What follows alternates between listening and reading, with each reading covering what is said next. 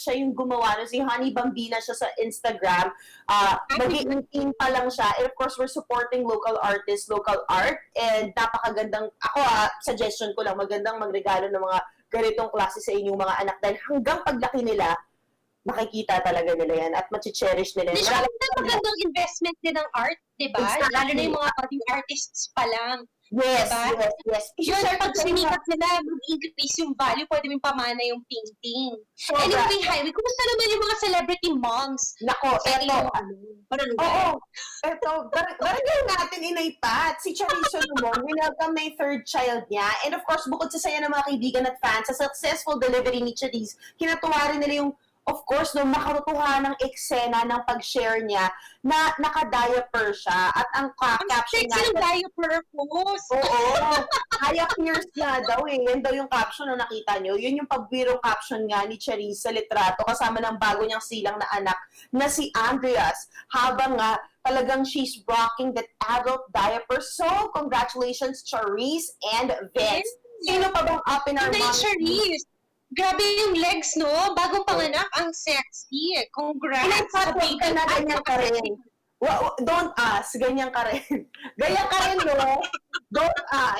Hindi, yung sa pangalawa, ayoko mag-diaper noon. Ayoko rin sanitary pad. So, kawawa yung asawa ko, pinagmamap ko siya ng whatever. Parang gusto them massacre. Sorry. Joke! Deserve nila. Wait, sino kayo Inay? O go, si Bettina Carlos engaged na. Si Bettina Carlos, si Inay Bettina Carlos engaged na! I love it! Wow. So, congratulations kay Bettina na engaged sa kanyang non-showbiz boyfriend na si Mickey Eduardo. Hello, ayan.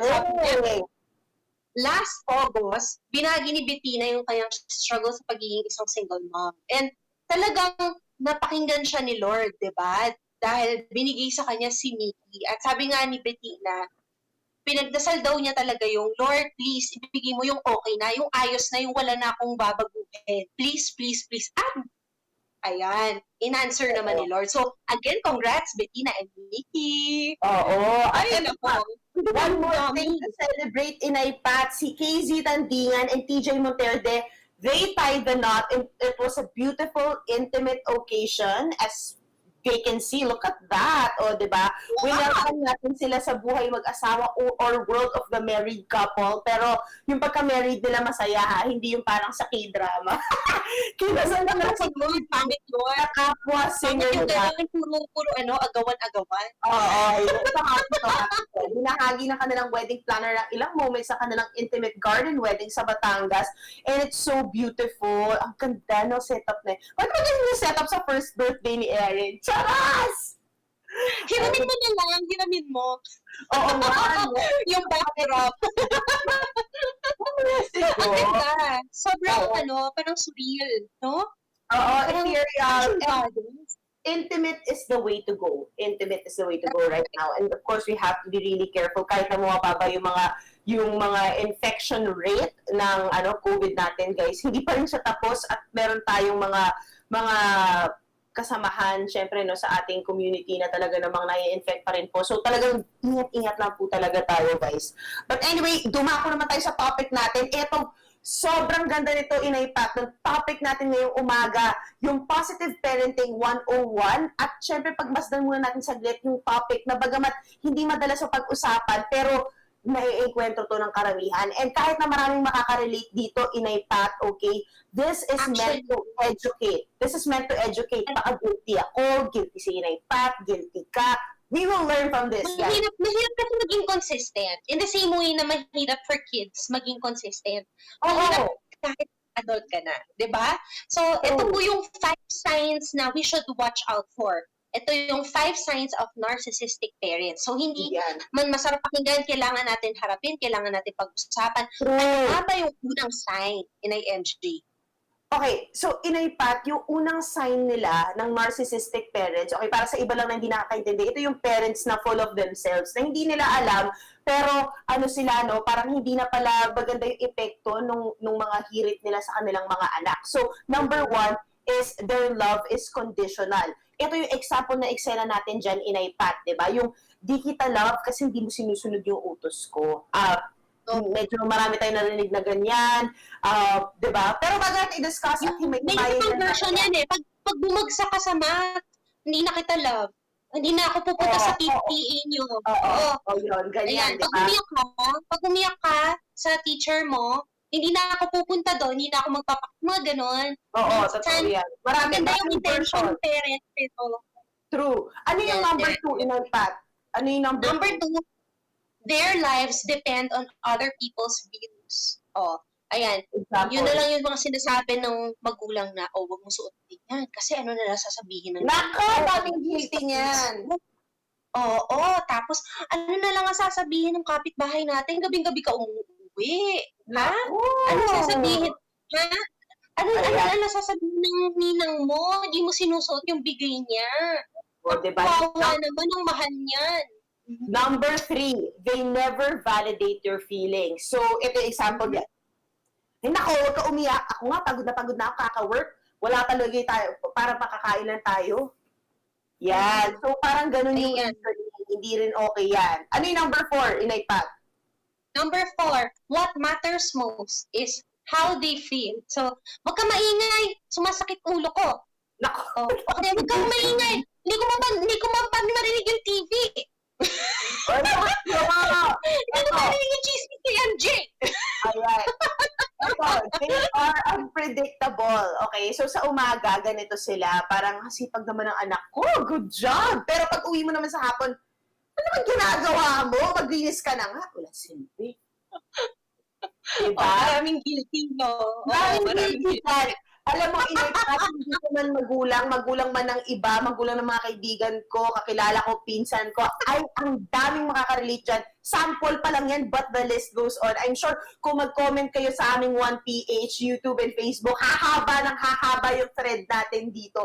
Dahil nakakaloka to. So anyway, paano ba natin to? Ang importante dito maging mabuti tayo. We better ourselves. That's why ang Inay Ko Po ay nandito. So paano ba natin to ma-overcome o mababago? We are here to help. Awareness of the problem is the first step to improvement. Kaya naman, i-welcome na natin ang ating guest, isang positive parenting specialist. Welcome back to the show, Miss Ria Campos Lopez. Hello! Welcome! Good morning! I love it! Long time no see! Ay, ako first time to see Miss Ria. Yeah, Miss Ria! Oh my gosh, you are here! Yes! Iba yung sura na tayo last nagkita. Yes, nice to see you guys. Nice to see the pictures of your kids. They're so big na. Oh, I know, right? Do you remember? Nakita mo pa may newborn? Oh my God! And my friends, my batchmates, nagsa-sleep training sila sa'yo. Yes, I hope you're sleeping better also. Yes, super, super. Grabe na kayo sleep ko Tumodo na, Chos. But anyway, Miss Ria, eto no, bago natin pag-usapan yung pag-raise ng independent/assertive kids, pwede mo ba kami bigyan ng ilang tips kung paano maiwasan ang pagiging isang narcissistic parent? Okay. I think yung sinabi niyo kanina ay very correct. Kailangan muna maging consistent ang mga magulang. At saka yan yung pinaka talagang mahirap. Pero kailangan natin isipin kung anong klase tayong magulang na gusto natin maging, no? Being a parent is not actually about being a parent, no, about myself, but it's about the betterment of my child. It is how can I make my child a better person? How will my child become a good human individual, kind, loving, generous, no? And these are things that we cannot force on them, but these are things that we can encourage them to grow with. So again, like you both mentioned earlier, it is nga from us, no? It is how we treat them and how we react.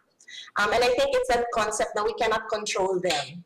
They are their own people. Kailangan natin i-guide sila. Kailangan natin magbigay ng magandang example sa kanila. Yeah, so that's really what we're going to talk about today, I think, no? How we can do that.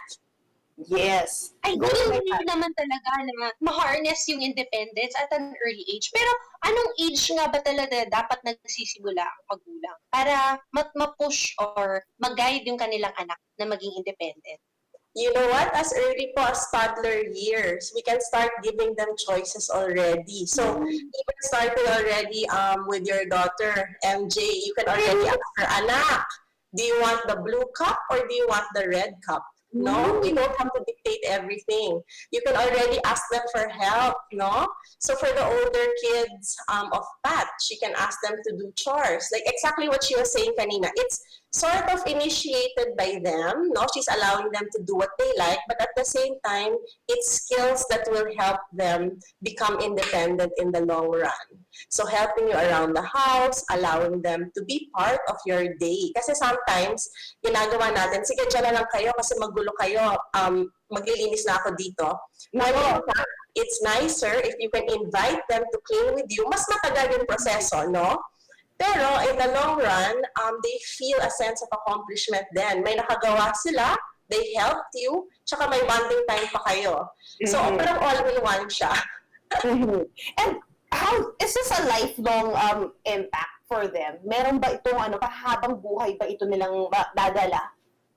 Yes, I think so. You know, your most formative years talaga are the first 6 years of your life. The mind of our children are like sponges talaga. Diba? Nakikita mo yung mga bata, pag may sinabi ka, they'll repeat it right away. When you do something, they'll follow right away. Ang bilis nila mag-pick up. So this is the time that they're learning the fastest, absorbing the most. So it's a good time to also show them our values and our skills. And again, independence, it's really all our values. And then how we talk to them, how we treat them, that's how they treat other people, diba? Also. You mentioned yung values ng parents na papass on sa kids. Meron bang bata na likas lang talagang matulungin? Tapos may bata na talagang likas na mahirap istilehin. Di ba may gano'n? Parang umagang bait-bait. Yun na-mention ni MJ kanya, umagang bait-bait. Tapos sa hapon, ano ba yan? Lord, give me patience. Ayoko maging narcissistic parent, pero paano to? Di ba? Matulog ka na, ayoko rin matulog. Paano yun? You know, it's you know, that is the nature of the age of toddlers, young children, and adolescents. Just because alam nila kung anong gagawin nila, hindi siya ibig sabihin na gagawin nila. So knowing is different from doing, no? And this is when the brain matures. And the brain only fully matures at the age of 25. So marami pa tayong mga taon na paulit-ulit to make them kulit. So just because they know what to do, no? They know that they should clean up. They know they should help you. It doesn't mean na gagawin nila. They are going to try to do other things to try to get away with it. And then it is in the parents' reaction or actions to help encourage them to do the right thing talaga. Actually, Inay, Ako din na naranasan ko. Nagawa ko yung chore. Ang gagawin niya, bubukusan niya ulit para siya yung gagawa. Yeah! Parang, ano ba? Tapos na. Ulit siya, naubos na yung tubig. Kakaulit niya. I want to clean it again. Paano mariresolve yung ganun? You know what? Well, for that, it's really in their nature to repeat for your toddlers. They will keep going until they perfect it. Kasi think of it that way, di ba? They're learning. So even for us, when we want to learn something, paulit-ulit hanggang perfection or hanggang maintindihan niya. So yung mga ganyan, kailangan lang ng limit. O sige anak, 1 more time or 2 more times and then pack away na tayo. But allow them that chance to explore kasi nga she's showing na interest, no? So minsan nga mas mahirap sa magulang kasi nga mas makalat, mas magulo. Pero inaantok ka na, gusto pa rin maglinis. But that's so important. Then you can see their drive to want to do that, no?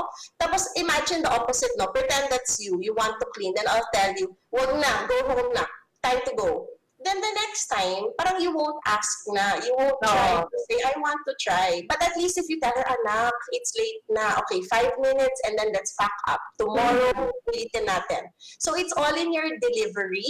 Diba? Kasi gusto mo yung trait na yan eh. Kaso lang the timing is wrong, no? Yes. So we'll just tell them, okay, anak, 5 more minutes and then tomorrow again. But at least you're not telling her, stop it, I'm tired na, let's go na. Diba? And you can see even in my face, when I talk to you like that, you don't want to talk to me na tomorrow. Wait, No? ito lang, no? Just for the moms na about to introduce, because mine is 11-month-old. So you said, Inay Ria, no, na maganda na mag-introduce na rin ako sa kanya ng independence for her. So, how and when do I do that? Pag nagpe-play ba siya, hahayaan ko na rin siya mag-isa? Or kailangan ba lagi ko siyang kasama? Kasi syempre, clingy rin ako, di ba? Clingy rin ang Pinoy parents. Todo-todo. Thanks, Inay MJ. I really like that question. You know, the answer there is finding balance. Minsan, may time alone for her to play. Minsan, nandyan ka playing with her. Minsan, you help. Minsan, you watch. Ano lang talaga, parang tansya lang. Not too much and not too little. Parang Goldilocks. Yes! Just right. Ayan.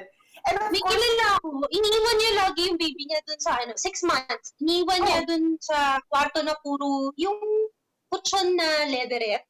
okay. Puro ganun, pati yung dingding. Pero hindi naman lahat ni ganun kwarto. Oo. Yeah. Ang hirap. So it's just fixing the environment. Maybe not the whole room, but you can put a fence or you can try to section off a place. But at least for a few minutes in a day, they feel that they have alone time and time to do what they want. Kasi diba, even as adults, we like that. We like our space. Yes! Lalo pag mommy ka, you like your space. Yeah, so it's the same also for our young children, even as young as 6 months.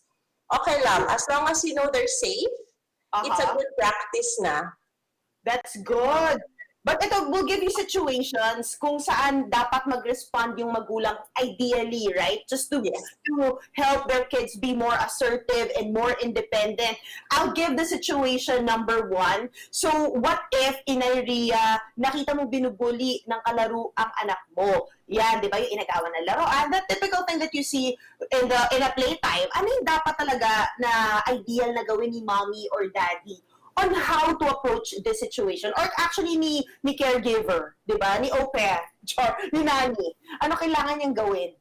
Yeah, okay. So there's a few things muna. If the kids are the same age, especially kung toddler sila, tsaka agawan lang, yung una, pabayaan mo lang muna, tsaka i-observe mo kung kaya nila. Kasi if they're the same size, di ba, they can figure it out themselves. Lumapit ka lang ng konti, tapos mag-pause, tapos observe nyo lang.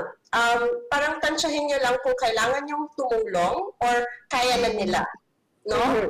If they're safe, kung wala naman, no one's being hit, then usually my suggestion is give them a few minutes to sort it out para they can also practice communicating. They might not be able to talk, no? But in their actions, they can figure it out. If it's escalating na one child maybe is hitting or kicking, then you want to slowly try to put yourself in the middle. Pero huwag rin kayo mag-grab. Okay. And then they're gonna see that it's okay to grab. So when you come in, very slowly, again, they're the same size now. So try to move the child away from each other. Try to see who needs help, no?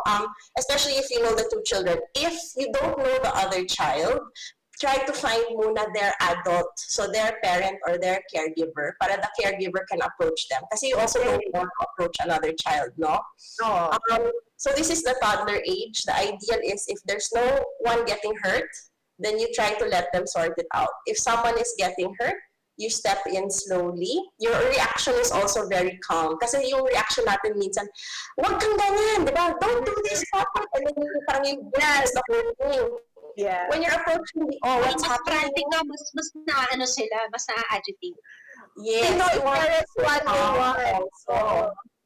Yeah, so you want to figure out, okay, who can I help? What's happening? And then sana when you're very calm, okay, who had the toy? Okay. Then parang try to let them do the problem solving by themselves if they're older. Minsan kasi nag-misinterpret din yung actions nila. Lalo na yung anak ko kasi minsan malakas siyang mag-grab. Or minsan tinap lang niya for tag, natutulak niya yung bata, hindi niya alam yung lakas niya. Oo. So minsan, madalas nag-apologize na lang ako dun sa tao. Pero normally, hinahayaan ko lang kung wala naman nasasaktan.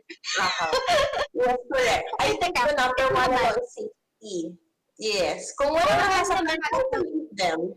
Number 2, Ano kapag ayaw niyang mamansin ng mga lolo't lola? Ayaw mag-hug or mag-kiss or mag-mano man lang. Okay, this is very hard Or kasi we want to teach kasi our social children. distancing. Oo. Ngayon pwede.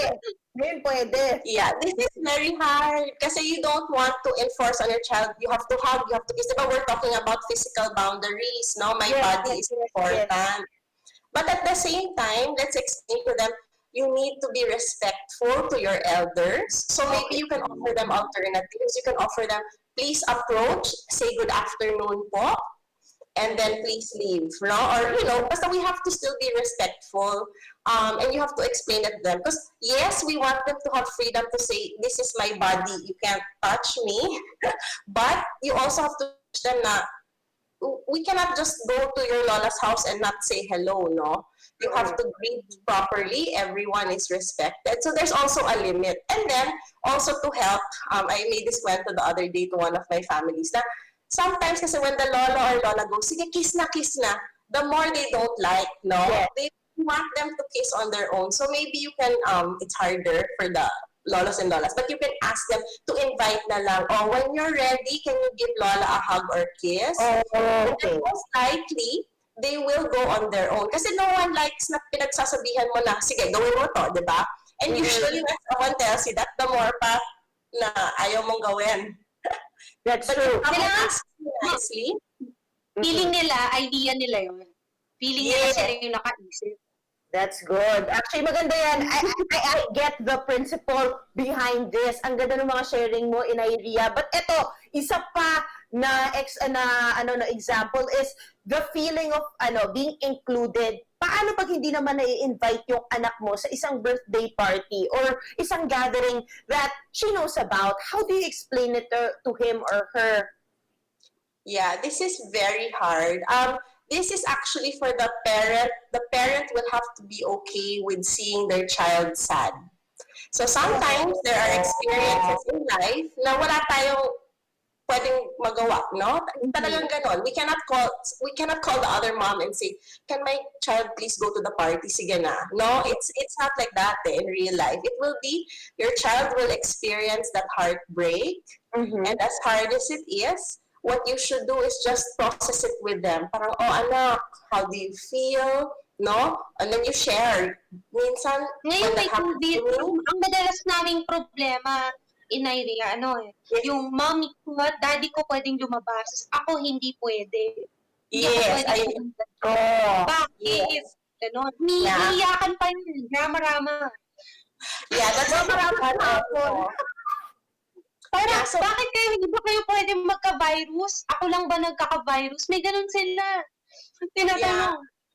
So you just have to explain talaga na, anak, mama's body is stronger. I'm older. No, I have a better immune system. You can say immune system and you can tell them, anak, for you, we will go out soon. And try to always, I know it's hard because we don't have a fixed date, but try to remind them of what we call the good news. So today, hindi tayo pwedeng lumabas. Pero anak, promise, kapag nawala na tong virus na to, we can go make pasyal, we can go visit your friends.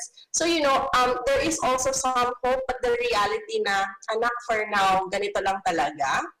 And when they cry, you just say, okay, I understand, pero babalik rin si mommy.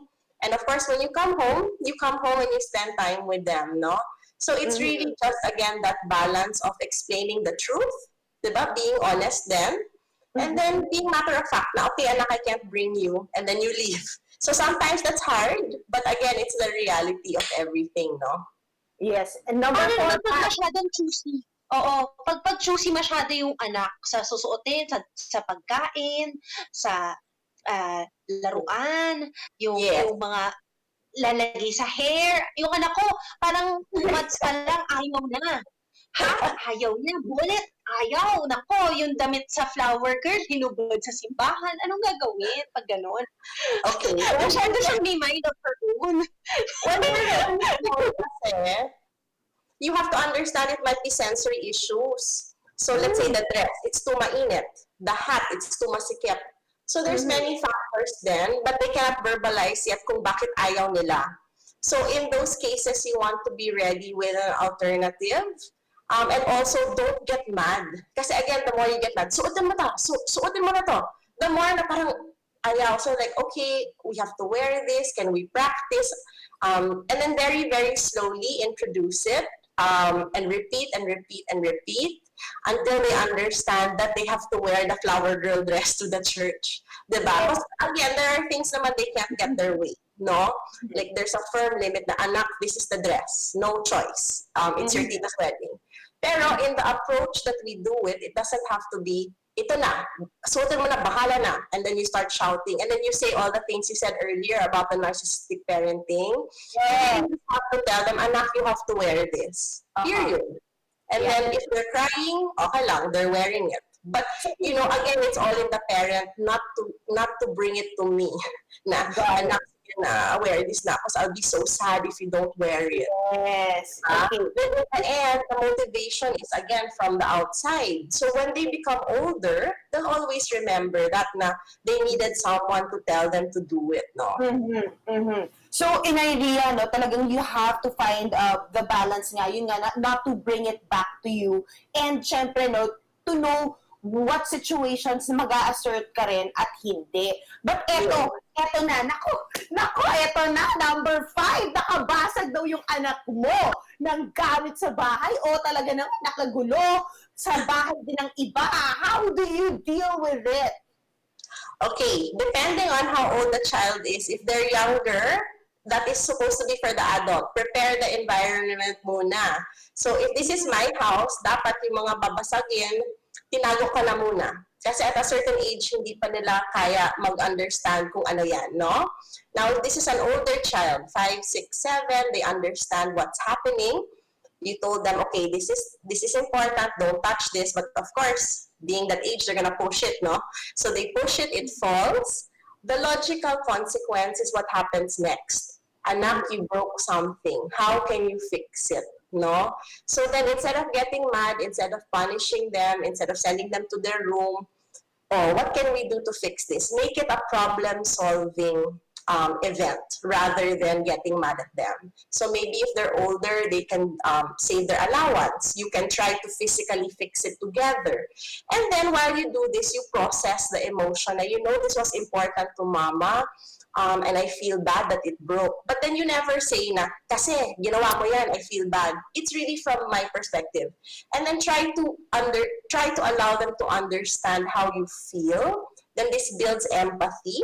No? And then from empathy, they will learn how to make better decisions moving forward. Nice. That's very well said, Inay Ria. Do you want to add anything? Yung mga, baka meron pa kami situation na hindi na-discuss. Diba? Right before you promote your event. Mga vitamins mong pampakalma. Mga diet na, special diet na pangpunos dili. No, first of all, I really enjoyed making kwento because it's really the everyday, no? And now that we're home, we're really seeing all these things. So all of our patience is running out na. Pagod na tayo, no? And I think tayo. Naghihinala ka ng kalahi mo si Atila Dahan, di ba? Yes. So I think minsan pagod na rin tayo, no? So we really just have to acknowledge the days na hindi natin kaya. So to try to rest, no? And then again, just to reflect on what kind of parent do I want to be, and how am I making my relationship grow. So sometimes kasi pag mga bata, we think, kasi bata pa yan, hindi pa sila nag-iisip, ganon, no? But really, they are thinking, maybe again in a slower manner, but they are thinking hard. They are making connections. So what you want to understand is the way I talk to my child, that's the voice they hear in their head. So if they make a mistake, do we shout? Or if they make a mistake, do we parang patiently and lovingly express what happened so they understand, no? We're building their understanding and empathy kasi they don't know yet how the world works. So if we just get mad, if we assume, no? Kung akala natin, dapat alam mo na yan. And that I think is always something that we say. Dapat alam mo na yan. Alam mo na kung anong gagawin mo. And if you always express it in that way, their spirit or how they feel is, I'm not good. Diba? Maybe I'm bobo, maybe I'm tanga, maybe I'm not a good person. While instead you can just say, anak, this is what happened. This is what we should do. We should do this. So again, in our approach, again, in connecting with them, that's how we want to talk to them. It's the way we talk to our partner, no? You never talk to your partner na, ayun kasi, wala na. You try to explain. So even with our children, even as young as the newborns and toddlers, when we're frustrated or upset, we just have to, this is hard, take a deep breath, and then try to explain without getting mad first. Oh, talaga. Patience spell is the key. Thank you so much for your time, Inay Ria. And of course, where can we follow you for all the amazing tips and stories about your life that you could share with us online? Yes, thank you so much. You can find me at himding.ph on Instagram or himdingsleep on Facebook. And my website is also running, himding.ph. I love it. Abangan natin yung mga upcoming events ni Inay Ria. Maraming salamat sa iyong Thank time. you. Thank you so much, That's so nice to see you again. Yes, thank you. Learned so much. Oh, mamaya sa ating pagbabalik, mas marami pa tayong matututunan at makakakwentuhan. At makakasama tayong isang mommy fighter. Oh, sino pa? Fighter. Yon. Na-amaze talaga sa kanilang storya yung pakikipaglaban sa sakit. Lahat ng tao po, no, talagang nakurot yung puso nila dito at talagang i-share nila to sa inyo. So, dyan lamang kayo, magbabalik pa ang Inay Ko Po!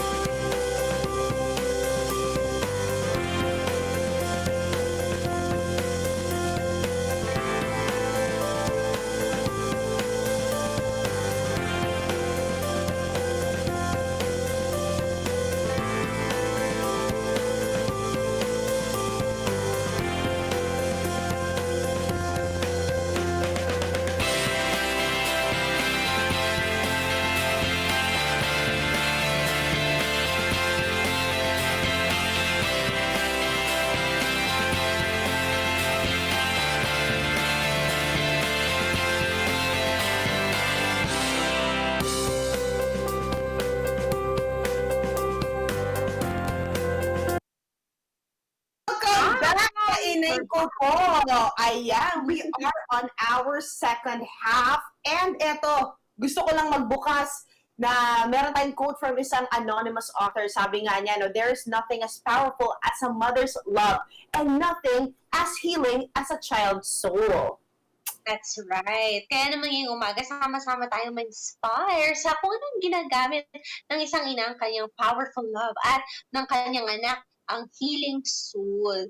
At sa kabila ng kanilang mga pagsubok, makikita natin kung paano sila mag-survive. Eto, dito lang po yan sa That's My Nanay! Nanay!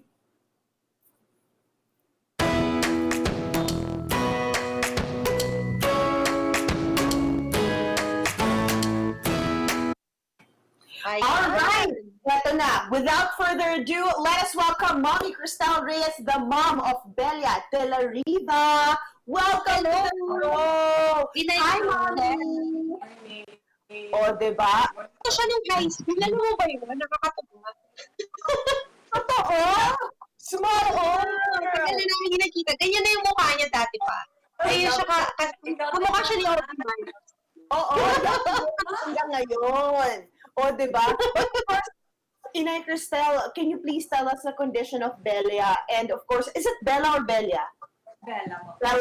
Bella. And of course, so, paano yung pinanganak niyo si Bella, nakita niyo na po ba yung symptoms na ito? Actually, no. Kasi nung pinanganak namin siya, nung pinanganak ko siya, mukha siyang normal talaga. As in, tisay pa nga, tapos mapula-pula, ganyan. Tapos very healthy talaga.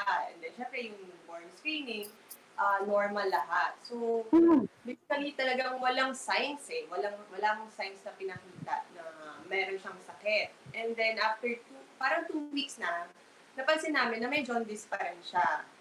So, yun, yung sa pedia niya, yung regular pedia, parang nagkaroon na ng hint, pero hindi pa niya kami totally ni-refer rin sa specialist. Hanggang umabot na ng 9 weeks. Parang syempre, bilang nanay, parents, hindi na, yung may kutob ka.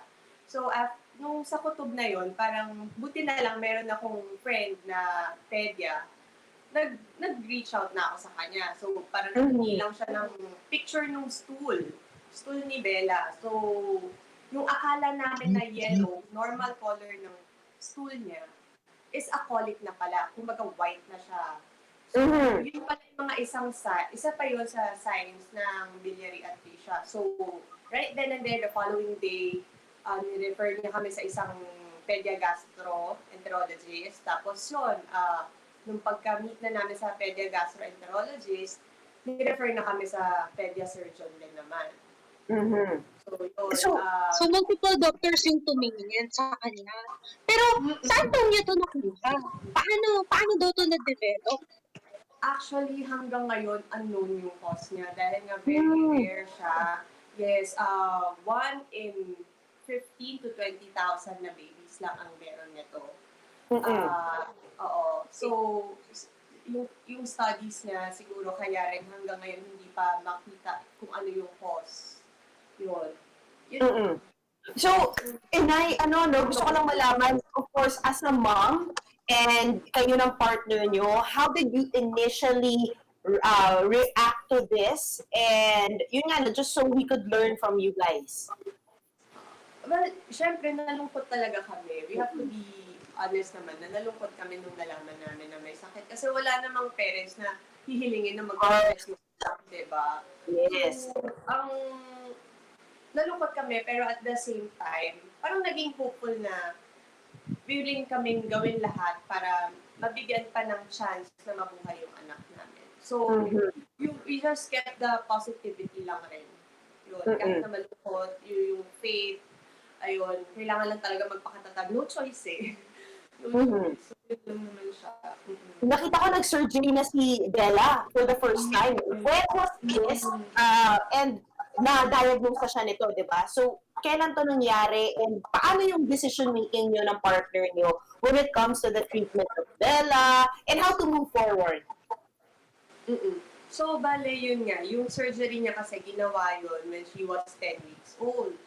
Tapos, kasi nga hinahabol yung golden period eh. And then, we had to consider rin, syempre, yung medical expenses. So, it's a major surgery, so medyo mabigat. Yung mga, syempre, public hospital na consider rin dahil syempre mas mura. Pero dahil sinuggest rin naman ng surgeon na to go for the private hospital, ayun, marami rin nagtumulong actually. Wow! Yes, relatives, colleagues, ganyan. So, nairaos naman namin siya. That's good. Pero ngayon, sabi niyo, yung kasay procedure, hindi siya nag-work out as positively as you wanted it to turn out. So, paano yun? Tinignan yung kidney niyo, mag-asawa, kung sino pwedeng mag-donate ng something. Paano ba yung procedure pag Oo, ayun. Kasi yun nga, yung kasay surgery niya is supposedly her first life-saving surgery. Ngayon, not all kasay kasi is nagiging successful. Yung iba umaabot ng 20s, yung iba umaabot ng 10 bago mag-transplant. Unfortunately, yung kay Bella, after 2 years, nag-fail na. So, nung napansin namin na bumabalik na yung jaundice niya, naging normal siya eh. As in, parang walang signs of, of disease. Tapos, nung napansin namin na bumabalik na yung jaundice niya, yung nag-start sa gilid ng mata niya eh. Tapos hanggang sa, eventually, yung skin niya, yung scalp niya, even yung loob ng bibig niya, yellow na. So, yun, for 3 months, minonitor siya nung pedya namin, nung GI pedya, through blood works, monitoring of bilirubin, tapos yung mga liver ultrasound, maraming tests eh. Usually mga blood works, ganun. So parang weekly, halos weekly, and then every 2 weeks, close monitoring talaga, hanggang sa nakita nila na hindi bumababa yung test. So yun na yung naging basis nila na for transplant na si Bella. Oh. And now, how is she now? Ngayon, actually, very yellow. Parang vocal siya na in pain siya. Pero most of the time naman, very sweet pa rin, very active. Thank God talaga na yung parang hindi mo siya makikita. Parang happy kid pa rin. Ganun. That's good. Ano yung dynamic yung mag-asawa? I mean, kailangan nyo bang magtoka-toka kung sino magbabantay or sino yung sasama sa ospital? Ayun, actually, yun nga, dahil nga 2 kids kami, di ba? Yung isa, 5 years old, tapos si Bella, 3 years old. Tapos wala pa kaming helper. So, yung challenge rin talaga is, siguro bonus na rin na work from home si Daddy. Ako naman, full-time mom na ako. So, kapag sa hospital, kung magkasama kami, tapos yung bunso, yung panganay, iiwan naman namin sa sister ko. So, yun. Tulungan rin talaga. Super tulungan. Hindi pwedeng hindi talaga pwedeng, kailangan Tuloy ito. isa't isa. And you're talking about support, meron ba kayong group ng mga parents dito na may biliary atresia? Kasi nakakita rin ako online, na some parents also are going through this endeavor. And of course, yun nga, nakausap mo ba sila? Yes, actually, we keep in touch with them. Yun, malaking tulong yun kasi lalo na sa mga yung tapos na magpa-transplant. Sa kanila kami lumalapit para makakuha ng tips, ano ba dapat gawin, paano yung mga halimbawa, for example, may mga special cases, magkasakit, ganyan, lalo na nga nasa gitna ng pandemic.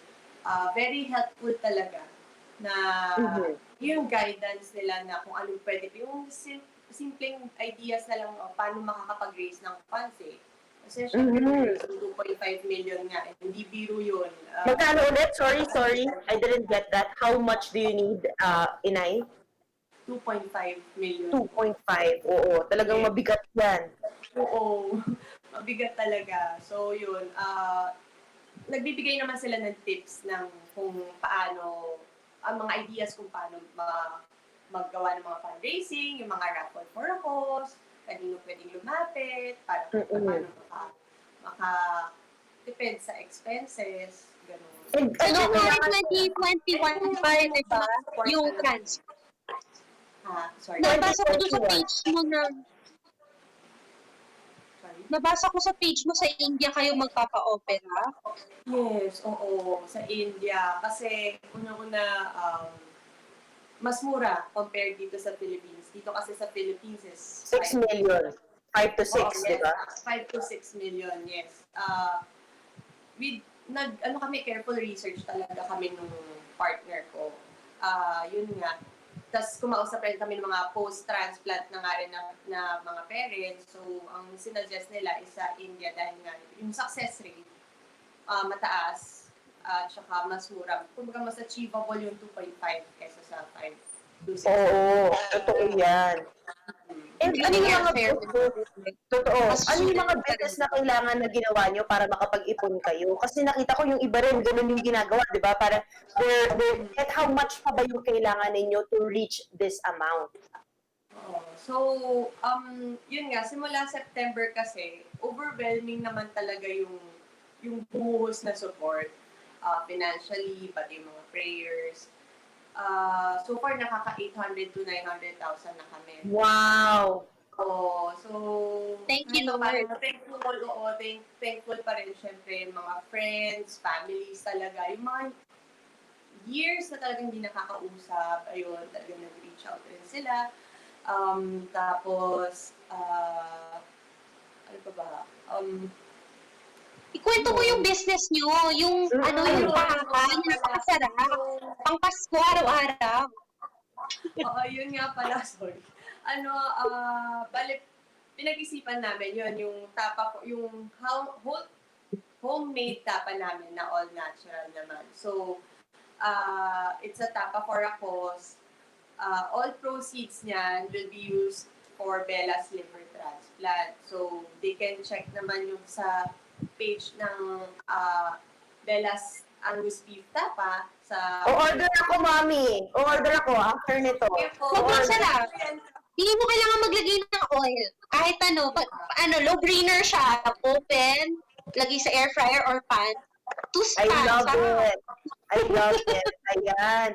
And yun na nga, no, talagang, alam ko, 800 to 900,000 na ipon nyo, but it's a long way to go. And it would really help, no, to add extra funds pa para sa inyo. So, how much is paano mo naisip, di ba sabi mo ito talagang all natural tapa, how much is it and how can people order? Ayun po. So, we have this Bella's Angus Beef Tapa page sa IG, sa Instagram at saka sa Facebook. Pwede naman po nilang i-search doon and then just send the direct message po doon and then ako rin naman po yung sasagot doon. That's nice. I-message na kita ngayon after nito, no? Dahil talagang, gusto ko ring makatulong as much as possible. And of course, alam ko na hindi talaga basta-basta at madali itong pinagdadaanan ninyo. Pero Inay, how did this change your mindset as a mom, and your husband as well? So, yun. Siguro first yung faith spiritually, na iniisip namin na wala naman ibibigay si Lord sa atin na hindi natin kakayanin. No. And then yung tulungan namin as mag-partner, so syempre may mga downtime talaga kami. We had to be open with each other. Tapos may mga downtime din kami na hindi kami pwede magsabay. So the other one had to be strong or Yes. then yung isa naman, siya naman yung magiging strong para dun sa isa. Pero with the support kasi talaga na natatanggap namin, pati yung mga simpleng pangangumusta lang, we wish na yung pag-wish nila na pag-pray na gumaling na si Bella, maging okay na, sobrang laking bagay na po yun, nakaka-humble, yung ganun po. So, it changed yung importance na lang ng kindness. Kahit na nasa gitna tayo ng pandemic, lahat may mga kanya-kanya tayong pangangailangan. Talagang, all out pa rin sila na magbigay ng tulong. Maybe not financially, pero yung emotional support na lang na pwede nilang ibigay. Yun, sobrang laking tulong po nun. So, mas na-appreciate ko yung life, mas na-appreciate ko yung people sa paligid. Even yung kahit hindi ka kilala, yun po. Thank you, Inay Cristel, sa inspiring story at sa pagsama sa ating programa. Alam mo, bibili kami ng Bella's Angus Beef Tapa. And of course, meron yan sa Instagram. And sa Facebook naman yung liver transplant for baby Bella. Yes. Yun, makikita nila lahat ng detalye. Alam mo, ang dami nating mga inay sinasabi, no? Stay strong, baby Bella. Stay strong, mommy. And of course, talagang ipa-fight natin yan. I'm sure by January, by God's grace, magagawa na to, makakapag-India na kayo para sa liver transplant and nothing is impossible. Okay, thank you again, Inay Cristel, for this time. And, alam mo ba, ito, Inay Pat, no, na just recently rin, ay tinulungan natin, kung natatandaan ninyo, dito sa Inay Ko Po, si Georgina Kayla, na kakatapos lang naman ng liver transplant niya sa India para sa Biliary Atresia rin. Pinromote natin yan dito sa Inay Ko Po na tulungan siya sa banana bread and goods na benta ng mommy niya. And yung little fighter na ito, by God's grace, ang cute-cute niya talaga. Talagang nakapag-recover na siya. Oo, so yun siya, ang galing-galing. listening Praise to Inay Cristel's story, who's still going through this, I hope ganyan din, parang kaila Georgina Kayla, maka-raise siya ng funds through her business, and of course, have even an extra pocket money after all the surgery, etc. Dahil hindi madali talagang gastusin yan. Pero imagine mo, Inay Pat, no, nung narinig ko rin talaga, kaya ako nalaman kung magkano yung difference, disparity sa rate in India. 2.5 to 3 million. That's a lot of money, okay? Pero dito, my gosh, 6 na milyon, 5 to 6 million. Baka kasi mas marami yung kidney donors. Mas marami sigurong tao sa India, mas maraming kidney. Mas kasi, mas latag din yung medical, medical and health, kumbaga parang expertise nila doon, di ba? So parang nakakalaga sana dumating tayo sa time talaga, na mas maging justifiable yung expenses din ng medicine sa atin. Pero anyway, I hope marami kayo natutunan sa ating mga topics ngayon, mga inay. Talaga naman, ibahagi nyo lang po sa amin kung ano pang topics and concerns na gusto nyo pag-usapan natin. Mag-comment lang sa aming Facebook Live, di ba? Ang dami nagko-comment sa atin ngayon. Thank you. Sina Nene Mirambel, Samano Sultan, Annalyn Andales, Francisco Garcia, Maries Fernandez, di ba? Ito si Lola ko, hello. Oo, hello. Thank you so much. So pati din siya mga nanonood sa atin sa Dubai, sa Italia, mga OFW, na mga kapatid natin. Mahal po namin kayo. Maraming salamat. Oo, ayan. So, One Ph po, Facebook, YouTube, bukod sa TV na napapanood nyo kami ngayon, like, share lang po para kahit saan nyo gusto pumunta, nare-reach nyo kami. Nasa Signal Play app din po ang Inay Ko Po. So, ibahagi nyo lang po sa amin yan. Go ahead, Inay Pat. Well, samahan nyo kami lagi dito sa One Ph CignalTV tuwing Sabado alas 10 ng umaga. Ako po si Pat Fernandez. Ako naman po si MJ Marfori at kasama niyo po kami sa inyong lakbay sa pagiging isang mabuting ina. Para kahit may problema, hindi ka mapapa. Inay ko Inay ko po!